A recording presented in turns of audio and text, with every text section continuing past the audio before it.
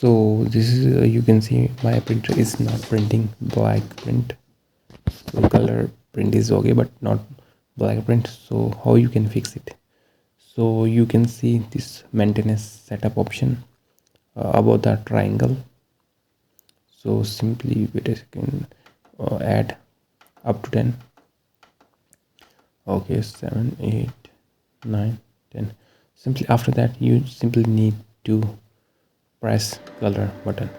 After that it will fix automatically. It will take after I think 5 minutes.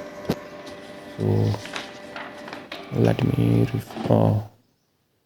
cut video and then after that I will again. So you can see finally this is done and my printer is printing black. This is a quick fix. So that's all I think is in this video.